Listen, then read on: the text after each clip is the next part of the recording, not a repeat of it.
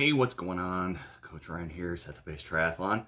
Thought I'd do a quick little Facebook Live of well, it's not a problem, but a situation that athletes have run into. Especially, I'm on Tri now, and they're pretty consistent in their monthly assessments. I do assessments for my one-on-one athletes. I have assessments built into my off-season plans if people choose to do them on their own. Maybe they don't do a full one-on-one for an off-season, but they do their fitness tests. And if they're following the protocol, they're following their training, and they're doing everything to the best of their ability and hitting those workouts, what we see is people do an FTP test, their FTP goes up. People do the FTP test, and they find that maybe their heart rate goes down, their average heart rate. So, you could raise your FTP to 250, but the heart rate average for that test could come out to 140, whereas in the test before is 144. Or you go out and do a run test, 1.5 miles, and you find that your heart rate, your threshold heart rate average for that run test goes from 165 to 160. So what that's telling us, as long as most of the other things, as long as somebody's not taking too easy on the test, that's why you want to try to capture average run speeds. The FTP test for a bike is really nice because you compare wattage from each test to the other, and then you have a good comparison for heart rate too. So what I'm saying is, if you sandbag one of the fitness tests and your heart rate goes down, then that's not a good sign. But if you go out there and you go all out as best as you can, you're going to see your heart rate average should go down as you get more time and more experience in doing the training. So your long runs, your speed work, your tempo work, all that should be percolating into a solid fitness test that indicates you've gained fitness over a certain period or training block. So my athletes run into this problem. You do a run fitness test and your threshold heart rate goes from, like I said, 155 to 150. Well, what now is you're calculating your zones for heart rate ranges based on a lower threshold. So it's lowering all your zones. So suddenly, maybe your zone 2 capped out at 140.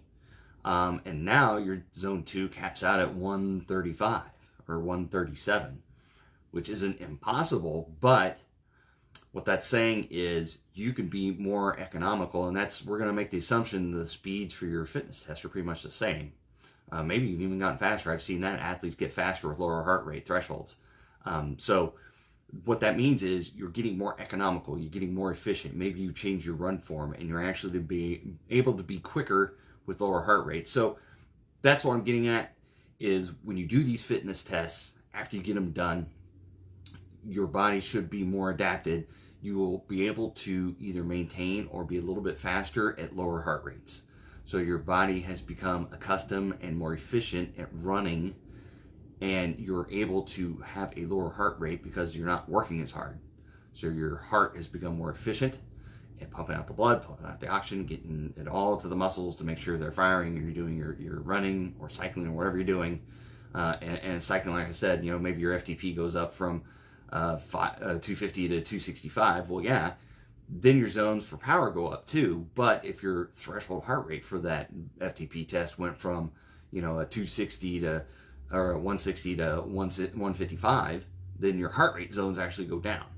So that is a key marker that while you have gained strength, you've also gained fitness because you can do more work at a lower heart rate. So it's kind of counterintuitive, and I always have to have that conversation for the first few times with my athletes whenever they do a fitness test. It's a good thing. Like I said, if you do a run test and you come out and you do 7 minutes a mile or something, and then the second time you do it, it's 7.5 minutes a mile. That kind of indicates to me as a coach, maybe you didn't maybe press as hard, or there's some other conditions going on that kind of cause that. So you have to keep track of all the variables. You can't go off of heart rate alone, especially for running.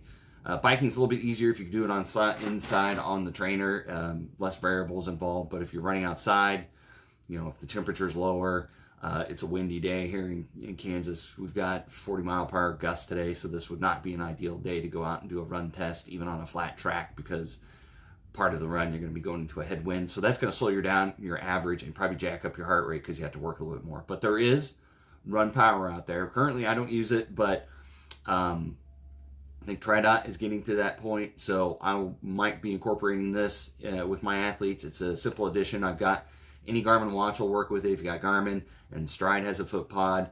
Garmin has a run pod that hooks to your waistband, is like $50 or $60. So that might be something I incorporate too, because then it becomes an absolute measure. So then I can see if you're sandbagging on your fitness test. So that's going to be the key.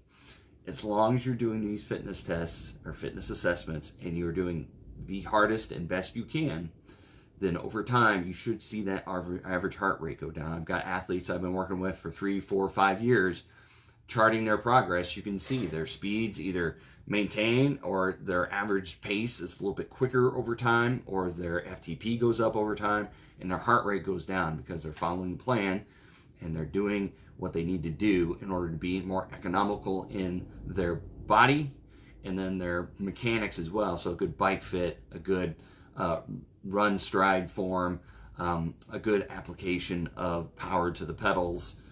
So if you're a little bit clunky, even if you have a good bike fit and you're a little clunky in how you cycle, that's going to show up in a FTP test and a fitness assessment.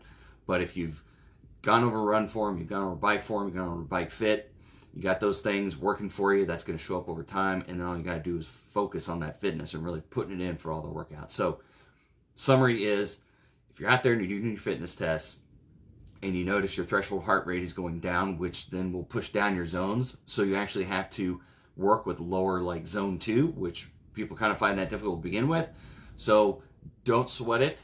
It's going to happen if you do gain fitness, but just be careful. If you're sandbagging your assessments, then it's kind of different. It's kind of wonky. But as long as you go out there and doing it the best of your ability, you should see your threshold heart rate kind of lower over time. You should see your speeds go up over time for those fitness assessments. So at the end of the day, your zones will get lower and lower because you're becoming more and more fit. So you'll be able to do better speeds at lower heart rates, if that makes sense. I know it's kind of a tough to grasp because FTP goes up, all my zones go up, but your threshold heart rate goes down, which means a gain in fitness. Then your zones for heart rate go down. So a lot of people have problems with that. So hopefully this kind of explains it a little bit. If you got any more questions, put them in the comments. I know it's kind of a counterintuitive way of thinking about it, but it does indicate fitness. And like I said, there's many variables that I pay attention to as a coach just to make sure that everybody's doing the fitness assessments as best they can. So then if we apply those new zones, we know they're accurate and they're good for you. So like I said, if you got any questions in the comments, put them in there. And otherwise, have a good rest of the day and happy training.